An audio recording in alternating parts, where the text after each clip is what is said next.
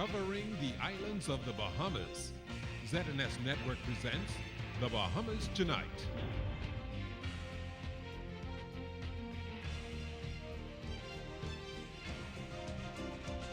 This portion of the news is brought to you by McDonald's. McDonald's, I'm loving it. Good evening and welcome to the Bahamas Tonight, the National Report. I'm Keishla Adderley. Thanks so much for joining us.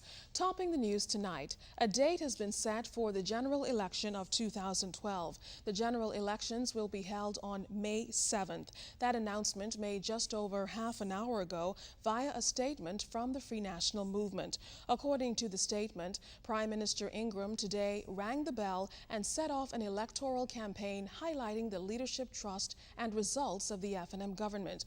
Now, the statement also provides a preview of the Prime Minister's national address to be aired tonight on the ZNS television and radio network. It says in his national address, the Prime Minister will touch on the challenges the country has faced and the work the FNM has done to deliver a brighter future for all Bahamians.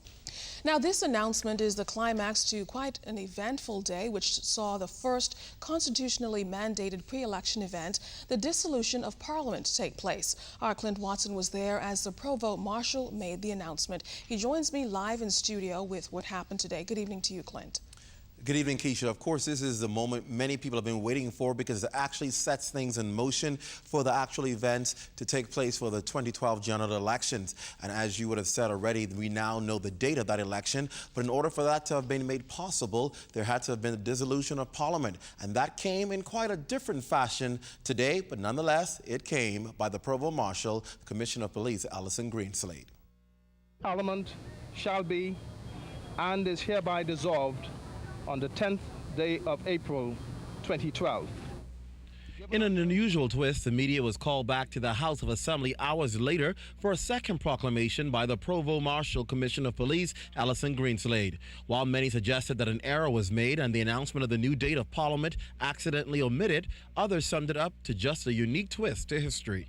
Both houses of Parliament, namely the Senate and the House of Assembly, after being duly constituted by the appointment of members and the election of members thereto, as the case may be, shall meet at 10 o'clock in the forenoon of the 23rd day of May 2012.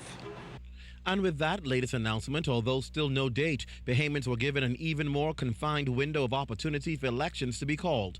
National Security Minister and Leader of Government Business under the old parliamentary session, Tommy Turnquest, was present for the first proclamation. He told ZNS News while the dissolution of the House means all seats have been vacated in Parliament, the business of the government continues. The Parliament has been dissolved. Right. The government continues until the Governor General swears in a new government. Right. And that happens after a general election where under our Constitution, the Governor General will call for the leader of the party who wins the most seats in the general elections to form a government. Minister Turnquest says the FNM administration is comfortable it was able to complete its legislative agenda. We were able to conclude 242 pieces of legislation.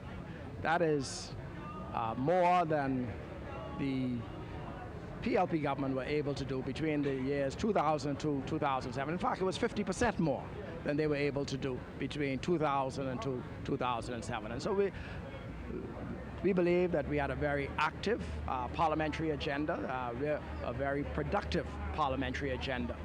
We believe that 90% or better of our manifesto pledges have been fulfilled through our legislative agenda.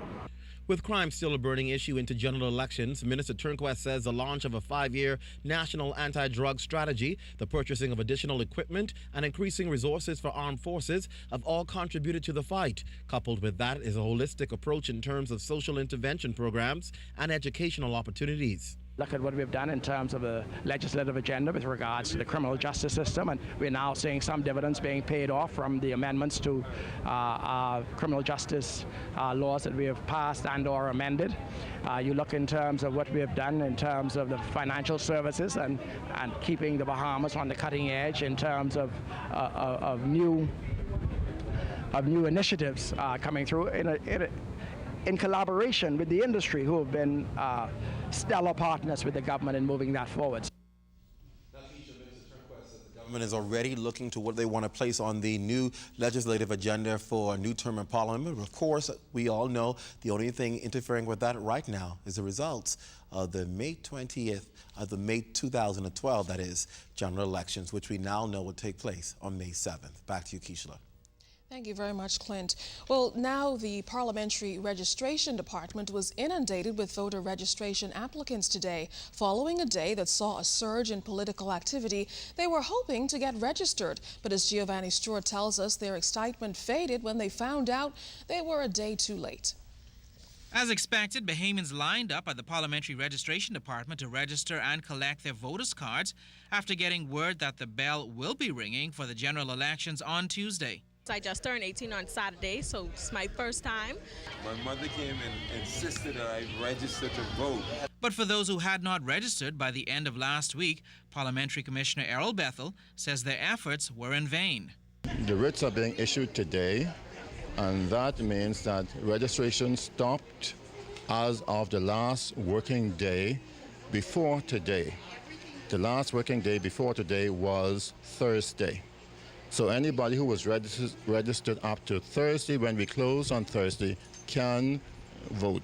Their names will be on the register. Anybody who came in here today to try to get registered, their names cannot and will not be included on any register for this election. This is in keeping with the Parliamentary Elections Act, Section 25, Subsection 2. This is the largest voter register ever, with some 172,000 potential voters on record. The Parliamentary Commissioner reminding that it is not too late, though, for those who registered beforehand to pick up their voters' cards. We are continuing to be open for pickup. People who have registered can still come and get their cards. We wanted it to be done as quickly as possible, just in case there are corrections that are necessary. But nobody can be added to the register, and there can be no transfers on the register. Those who haven't done so already will not be able to register in the upcoming general elections. Meantime, parliamentary officials are urging those who've not done so to pick up their voters' cards as soon as possible. Reporting from the Parliamentary Registration Department, I'm Giovanni Stewart, ZNS News.